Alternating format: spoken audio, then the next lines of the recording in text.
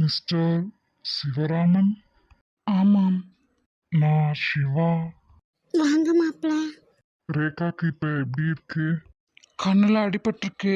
ஒரு சின்ன ஆப்ரேஷன் பண்ணினா குணமாயிரும்னு சொல்லியிருக்காங்க. ஆப்ரேஷனா? பயப்படுற மாதிரி எதுவும் இல்லை, மறுபடியும் பார்வை வந்துடும். ச்சே, ஒரே முட்டை போய் சேர்வான்னு பார்த்தா ஆப்ரேஷன் பண்ணால் பார்வை வந்துடும் வேற சொல்கிறாரே. வரட்டும் வரட்டும். என்ன சார் இன்னமும் வரல? அதான் சார் எனக்கும் ஒன்றும் புரியல. வழக்கமா ஊருக்கு போகும்போதே ரிட்டன் டிக்கெட் போட்டுருவாங்க, அதே டைமுக்கு கரெக்டாக வந்துடுவாங்க சார். நேற்று நைட்டு கூட நாங்கள் ட்ரெயின் ஏறிட்டு தான் எனக்கு ஃபோன் பண்ணி சொன்னார். அப்படி பார்த்தா இந்நேரம் வந்திருக்கணும் தாங்க சார். ஆமாங்க, ரேகாவும் எனக்கு ஃபோன் பண்ணி சொன்னாங்க. இன்னைக்கு என்னாச்சுன்னு தெரியலையே. பரவாயில்ல, நான் வெயிட் பண்ணுறேனே. உங்களை பார்த்தா எனக்கே பரிதாபமாக இருக்கு. அப்படி என்ன சார் அவசரம்? ரேகா மேடத்தை கல்யாணம் பண்ணிக்க போகிற மாப்பிள்ள நான். இதை ஏன் சார் நீங்கள் முதல்லையே சொல்லலை? நீங்கள் சிவா சார் தானே? ஆமாங்க. ஐயா ஃபோனில் சொன்னார் நீங்கள் வருவீங்கன்னு. இன்னைக்கு கல்யாணம் கூட. ஆமாங்க, ரேகாவுக்கு உயிருக்கு ஆபத்து சொல்லி தான் உடனடியாக கல்யாணம் வச்சுக்கணும்னு சொன்னாங்க. ஆனால் இப்போ அதெல்லாம் யோசிக்கும் போது அவங்களுக்கு ஏதாவது ஆயிருக்குமோன்னு தான் எனக்கும் தோணுது. சிவராமன் சார் நைட்டு பேசும்போது நாங்கள் கல்யாணத்துக்காக கோயிலில் போய் பேசிட்டு தான் வருவோம்னு சொன்னார்.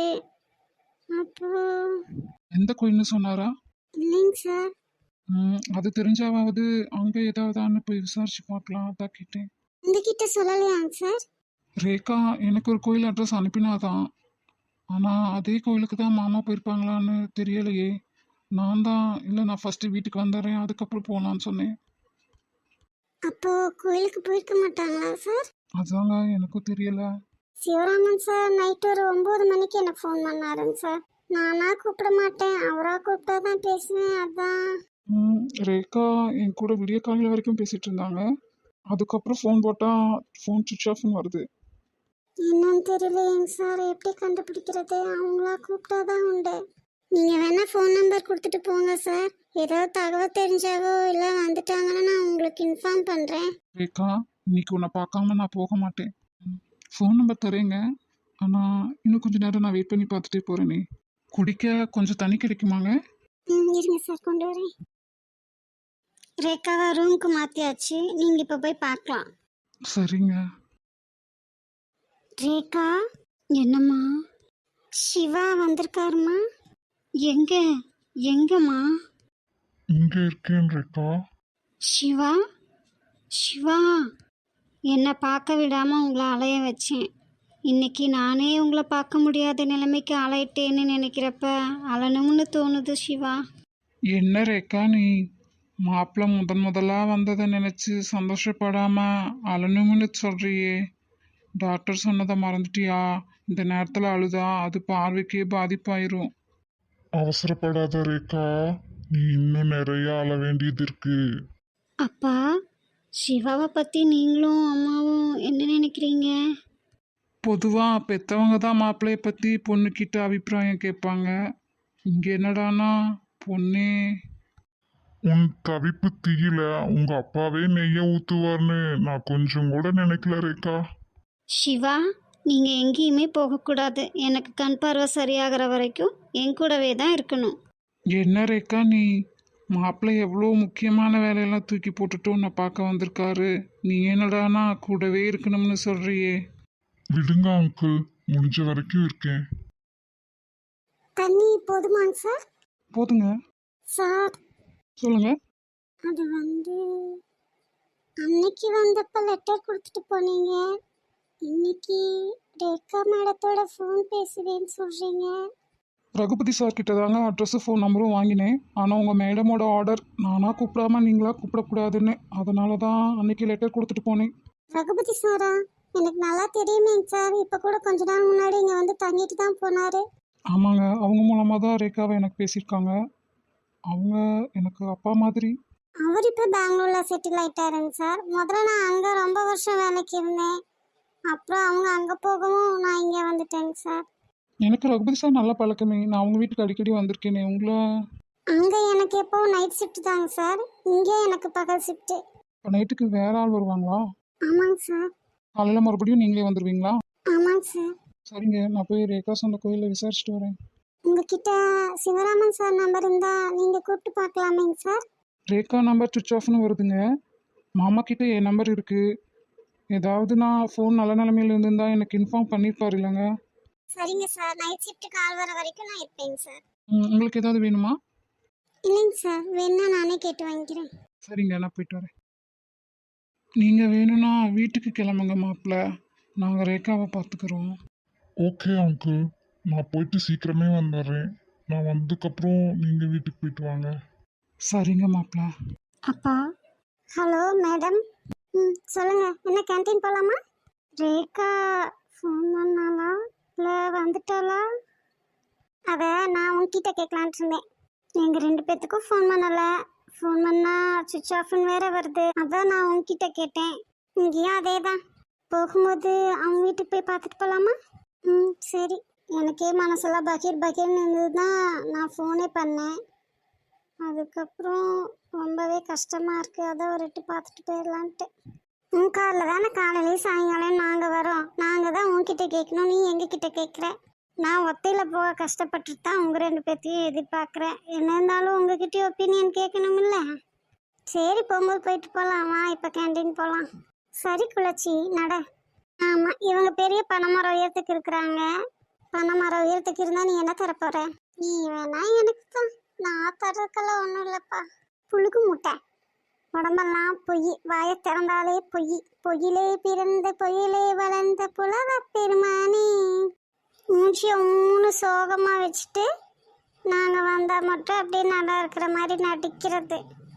காதல் வந்ததும் கண்ணீர் உள்ளம், காதலை யாருக்கும் சொல்வதில்லை. புத்தகம் மூடிய மயிலிறகாக புத்தியை மறைப்பாய் தெரிவதில்லை. நெஞ்சே என் நெஞ்சே செல்லாயோ அவனோடு, சென்றால் வரமாட்டாய் அதுதானே பெரும்பாடு. தன்னன்னான சூப்பராக பாடுற சோனி. ஆனால் அப்படியெல்லாம் இங்கே எதுவும் இல்லை. நம்பிட்டோம். எங்களுக்கு காது குத்தி ரொம்ப நாள் ஆச்சு. முழு பூசணிக்காயை சோத்துக்குள்ளே ரொம்ப நாள் மறைச்சி வைக்க முடியாது. பூசணிக்காயை தானே மறைச்சி வைக்க முடியாது, கத்திரிக்காயை மறைச்சி வைக்க முடியுமா? ஏன்? நீ தான் கத்திரிக்காய் மாதிரியே இருக்கியே, அதான் உன்னை தூக்கி மறைச்சி வச்சிடலாம்னே. டீச்சர் புள்ள மக்கு, போலீஸ்காரன் புள்ள திருடன்னு சொல்லுவாங்க. இங்கே இவ கடத்தல்காரியா இருப்பா போல இருக்கே. ஓய், என்ன? சொல்லி நம்ம போகலாம். சென்னை ரவுடிக்கிட்ட நமக்கு என்ன பேச்சு? என்ன கிளறினாலும் வாயை திறக்கிறாளா பாத்தியா? இதுக்கு ரேகா கூட பரவாயில்ல, ஃபர்ஸ்ட் நாளே சொல்லிட்டா. 15 அமுக்கினி. அங்கே என்ன குசு குசுமா நடக்குது? அம்மா தாயே, ஒன்றும் இல்லை அப்பா, நட போகலாம். அது அந்த பயம் இருக்கட்டும். அப்படிலடா சாமி. ஹாஸ்பிட்டல் போகலாமா? எதுக்கு? ஏதோ கொஞ்ச நாள் வாங்கணுன்ட்டு இருக்கேன். ஒரே முட்டை போய் சேருன்னு அனுப்பி வச்சிருவீங்க, அதுக்கா? வேண்டாம் தாயே, கேன்டீனுக்கே போகலாம். நீ நட. இவளை கட்டிக்க போகிறவ ரொம்ப பாவமாப்பா. அதையும் நம்ம பார்க்காமையா போயிட போகிறோம். அப்பா. என்னம்மா ரேகா? சிவாவோட குரல் ஃபோனில் கேட்டதுக்கும் நேரில் கேட்குறதுக்கும் வித்தியாசம் இருக்குல்லப்பா. உனக்கு குரலில் தாம்மா சந்தேகம், எனக்கு எல்லாத்துலேயுமே சந்தேகமாக இருக்குது. ரகுபதி சார் சொன்னார், உருவத்தில், படிப்பில், குணத்தில், எல்லா விதத்துலேயும் சிவா உனக்கு ஒத்து போவாருன்னு சொன்னார். ஆனால் இவரை பார்த்தா அப்படி தெரியலையேம்மா. நீ இந்த நிலமையில் இருக்க, அவருக்கு ஒரு கவலையோ சோகமோ வருத்தமோ எதுவுமே இல்லையேம்மா. ஃபோனில் நீ நெகட்டிவாக பேசுனதுக்கே சிவா எவ்வளோ ஃபீல் பண்ணார். ஆனால் இப்போது நேரில், அதுவும் இன்னைக்கு கல்யாணம் பண்ணுறதா நம்ம இருந்தோம், அதை பற்றி இவரும் எதுவும் பேசலை. வந்த ட்ரெஸ் கோடும் அப்படி இல்லையேம்மா. தாத்தா அப்போவே எனக்கு சொன்னார்டா, யாரையும் முழுசாக நம்பாதேன்னு. இருந்தாலும் உன்கிட்ட நான் இதையெல்லாம் சொல்ல மாட்டேன் ரேகா. நீ இப்போவே மனசளவில் நொந்து போயிருக்கேன். உன்னை மறுபடியும் நான் நோகடிக்க மாட்டேன்டா தங்கம். உன்னோட உண்மையான காதல் கண்டிப்பாக உன்னோட சிவாவை உன்கிட்ட கொண்டு வந்து சேர்க்குமா, அந்த நம்பிக்கை எனக்கு இருக்கு. டாடி. சொல்லு ரேகா. உங்கள் மகளுக்கு மாப்பிள்ளையோட வாய்ஸில் டவுட்டாமா. விடிய விடிய உட்காந்து ஃபோன் பேச சொல்லுங்க. வாய்ஸ் மாறாமையா இருக்கும்? இல்லைம்மா, வாய்ஸ் மட்டும் இல்லை, இவர் தான் என்னோட சிவான்னு என் மனசுக்கும் தோணலை. இவர் தான் உன்னோட உயிர்னு என் மனசு சொல்லியிருக்கணும்ல, அது அப்படி சொல்லலையேம்மா. என்னுடைய காதல் கண்டிப்பாக என் சிவாவை கொண்டு வந்து என்கிட்ட சேர்க்கும்மா. அது வரைக்கும் நான் உங்ககிட்ட எதையும் சொல்ல மாட்டேன், ஏன்னா நீங்கள் ரொம்ப வருத்தப்படுவீங்க. நிஜமா ரேவதி அப்படியாடா சொன்னா? நிச்சயமா தாண்டா, பின்ன என்ன நான் பொய்யா சொல்கிறேன்? ரொம்ப ஹாப்பியா இருக்குடா மச்சி. ம், ஏன் இருக்காது பின்ன? காலைல தாண்டா டேடி கேட்டாங்க, சொன்னேன் எல்லாத்தையும். என்னடா சொன்னார் உங்கள் டேடி? முதல்ல ரேவதி குற்றவுணர்ச்சி இல்லாமல் உனக்கு ஓகே சொல்லட்டும், அதுக்கப்புறம் அவங்க அப்பா கிட்ட போய் பேசுவோம்னு சொன்னாரு. ரேவதி அப்பா ஒத்துக்குவார் அம்மாவா? பொண்ணோட வாழ்க்கையாச்சே, கொஞ்சம் யோசிக்கத்தான் செய்வாரு. இருந்தாலும் ஒத்துக்க சான்சஸ் இருக்குன்னு டேடி சொல்றாங்க. கன்ஃபார்மாக சொல்லலை. என்னவோடா, 2 பேரும் சேர்ந்து ஏமாண்டே உருட்டாம இருந்தா சரிதான்.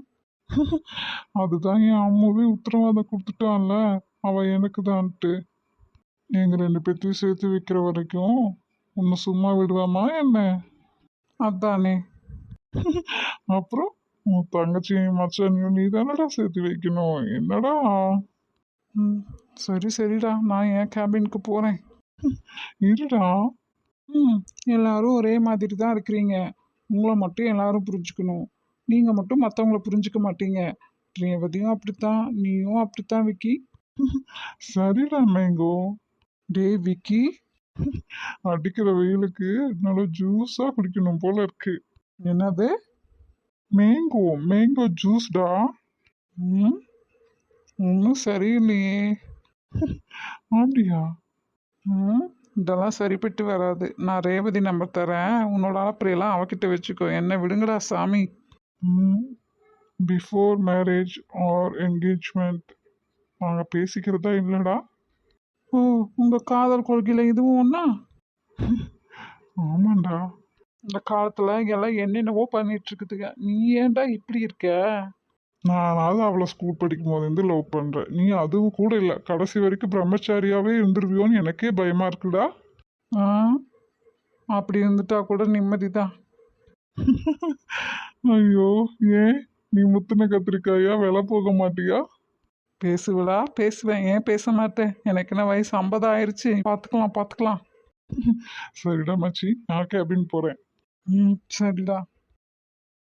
நாங்கள் 2 பேரும் கடைக்கு போய் வீட்டுக்கு வேணுங்கிற சாமான்லாம் வாங்கிட்டு வரோம். நீங்கள் 2 பேரும் இங்கேயே இருக்கீங்களா, இல்லை நமக்குன்னு பார்த்துருக்குற வீட்டுக்கு போகிறீங்களா? இங்கேயே இருக்கிறோம் அண்ணே. சரி, இங்கேயே இருங்க, நாங்கள் சீக்கிரம் வந்துடுவோம். பார்த்தா போகலாமா? போகலாண்ணே. அண்ணே, சொல்லு, உனக்கு ஏதாவது வேணுமா? லிஸ்ட் எழுதி வைக்க சொன்னேன், அதுலேயே எழுதிருக்க வேண்டியதானே? ம், ம். எங்களுக்கு என்ன பெருசாக சமையலா தெரியும் லிஸ்ட் எழுதுகிற அளவுக்கு? லிஸ்ட்டு அந்த ஆன்ட்டிகிட்ட போயிட்டு கொஞ்சம் எழுதியிருக்கோம். எக்ஸ்ட்ரா வேறு ஏதாவது வேணுமா? அதை நீயே பார்த்து வாங்கிக்கோ, எங்களுக்கு தெரியல. சரி. வேலைக்காரி. என்னது? வேலைக்காரி வைக்கணும்னு சொல்ல வரீங்களா? ஆமாம். இனி ஏர்ன் பண்ணவே ஆரம்பிக்கல, வீட்டுக்கே காசுக்கு நான் என்ன பண்ணுறதுன்னு இருக்கேன். இல்லை வேலைக்காரி வேற வைக்கணுமா? அதெல்லாம் வைக்க முடியாது. என்ன வாயை பொழக்கிறீங்க 2 பேரும்? இனிமேல எல்லா வேலையும் எல்லாரும் செய்யணும். எல்லா வேலையும் ஆளுக்கு ஒரு வாரம், ஆளுக்கு ஒரு வேலை டைம் டேபிள் போட்டு கொடுத்துருவோம். அதுபடி கண்டிப்பாக செய்யணும். யாராவது செய்யாமல் ஒரு நாளாவது எஸ்கேப் ஆனாலும் எல்லாத்தோட வேலையும் சேர்ந்து அவங்களே செய்யணும் 2 வாரத்துக்கு. என்ன அப்படியே உறைஞ்சி போய் நிற்கிறீங்க? முறவாசல் யார் வீட்டுக்கு செய்கிறது? நம்ம வீட்டுக்கு செய்கிறது. குக்கிங் நமக்காக தான் நம்ம சமைக்கிறோம், அதனால அதுக்கான பாத்திரங்களை நம்ம தான் கழுவிக்கணும். வீடு நம்ம தான் புழங்குறோம், பாத்ரூமும் நம்ம தான் புழங்குறோம், அதை க்ளீன் பண்ணி வச்சுக்க வேண்டியது நம்மளோட கடமை, அதையும் நம்ம தான் பண்ணிக்கணும். துணியும் நம்மளோட தானே, நம்ம யூஸ் பண்ண துணி தானே, அதனால நம்ம தான் துணியும் துவைச்சிக்கணும். தண்ணி நம்ம தேவைக்கு நம்ம புழங்குறோம், அதுவும் நம்ம தான் எடுத்துக்கணும். நாங்கள் ஒன்றும் அந்த காலத்து ஆளுகளாட்ட எல்லாமே லேடிஸ் தான் பண்ணணும்னு எல்லாத்தையும் உங்கள் தலையிலேயே கட்டலையே, நாங்களும் செய்கிறோம். நீங்களா? நீங்கள் என்ன வேலை செய்வீங்க? எங்களுக்கே ஒன்றும் தெரியாது. ஆமாம், குழந்த பிறந்தோடனே நடந்து ஓட ஆரம்பிச்சிருது இல்லை? செல்ஃபோனை பார்த்து என்னெல்லாமோ பண்ணுறீங்கல்ல, அதே மாதிரி இதுவும் ஒவ்வொன்றா நம்மளா கற்றுக்க வேண்டியது தான். நம்மளோட வேலைகள் தானே எல்லாமே. ரேகாவாவது அத்தை கூட போய் கூட மாட வேலை செய்வா, அவளுக்காவது எல்லாம் தெரியும். நாங்க நீங்கள் தான் சாப்பிட்டோமா தூங்கினோமா ஜாலியாக இருந்தோமான்னு வந்தவங்களாச்சு. கேட்டால் நாங்களாம் டிகிரி முடிச்சிருக்கோம், நாங்களாம் வேலை பார்க்க மாட்டோம் அப்படிம்பீங்க. தனித்தாகம், பசி இதெல்லாம் டிகிரி முடித்தவங்களுக்கு தனியாகவும் டிகிரி முடிக்காதவங்களுக்கு தனியாகவும் வருதா என்ன? அந்த மாதிரி தான் அவங்கவுங்க வேலைகளை அவங்கவுங்க செஞ்சு பழகணும். இல்லைண்ணே, கொஞ்ச நாளைக்கு. ம் கொஞ்ச நாளைக்கு வேலைக்காரி போடுறது அதுக்கப்புறம் போடாமல் இருக்கிறது அதெல்லாம் ஒத்து வராது. நம்ம 4 பேருமே இனி ஏர்ன் பண்ண ஆரம்பிக்கல. முதல்ல வீட்டுக்கே அமத்தாதான் மாமா காசை தூக்கி கொடுத்துருக்கு. இனி மறுபடி நம்ம போய் அவங்க கிட்ட நிற்கிறது நல்லா இருக்காது. நம்ம சாப்பிடணும்னா நம்ம தான் சம்பாதிச்சு நம்ம தான் சமைச்சு சாப்பிடணும். இதெல்லாம் சின்ன சின்ன வேலைகள் தானே, செஞ்சு பழகிட்ட தெரியாது. துணி கூட அவங்கவுங்க துவைச்சிக்கலாம், மீதி வேலையெல்லாம். ஏன்னா நீ ஹாஸ்டல்ல இருந்தா அதை ஒன்று தான் பழகிருக்கேன், ஆனாலும் அது ஒன்று மட்டும் உனக்கு நல்லா தெரியும் இல்லையா? இப்போதைக்கு பட்ஜெட் படி பார்த்தா வேலைக்காரியெல்லாம் வைக்க முடியாது. சரியா? ஒரு 2 மாசம் செஞ்சு பழகினீங்கன்னா உங்களுக்கு பழகிரும். சரி அண்ணே, நாங்களே செஞ்சுக்கிறோம், நீங்க 2 பேரும் எதுவும் செய்ய வேண்டாம். ஏன் நாங்கள் எதுவுமே யூஸ் பண்ணுறது இல்லையா? ஜென்ஸ் எந்த வேலையும் செய்யக்கூடாதுன்னு வேதங்கள்ல சாஸ்திரங்கள்ல இல்லை சட்டப்படி இருக்கா? எங்களுக்கெல்லாம் அப்படியே 2 கொம்பு முளைச்சிருமா? நாங்கள் பொம்மையா? அப்படியே சும்மா சார்ஜ் போட்டு எடுத்துக்கிற மாதிரி ரோபோவா? கிடையாதுல்ல. எல்லாமே எங்களுக்காக நீங்களும் பண்ண வேண்டாம், உங்களுக்காக நாங்களும் பண்ணல. அவங்கவுங்க வேலையை அவங்கவுங்க செஞ்சுப்போம். மற்றதெல்லாம் கூட பரவாயில்ல, முறவாசல். அதில் என்ன தப்பு? எங்கள் வீட்டுக்கு நாங்கள் பண்ணுறோம். 4 பேர் பார்த்தா 4 விதமாக பேசுவாங்கன்னு நீங்கள் யோசிக்கிறீங்க. யார் அந்த 4 பேர்? இது நம்ம வாழ்க்கை, நம்ம வாழ்கிறோம். அந்த 4 பேர் பற்றியெல்லாம் யோசிக்கணும்னு எந்தவித அவசியமும் இல்லை. நாங்கள் முடிவு பண்ணது தான். யாரோ என்னவோ சொல்லிட்டு போகிறாங்க. நம்மளை பற்றி பேசுகிறவங்க நம்ம பண்ண பாவத்துலேருந்து பாதி அவங்க வாங்கிக்கிறாங்கன்னு அர்த்தம். விட்டுட்டு போயிட்டே இருக்கணும். நம்ம வேலையணுமோ அதை பார்த்துட்டு. நல்லதா தம்பி, அவனை கூப்பிட்டு போகலாம். சரி அண்ணே. அந்த அண்ணா பின்னாடி இருந்தாங்க.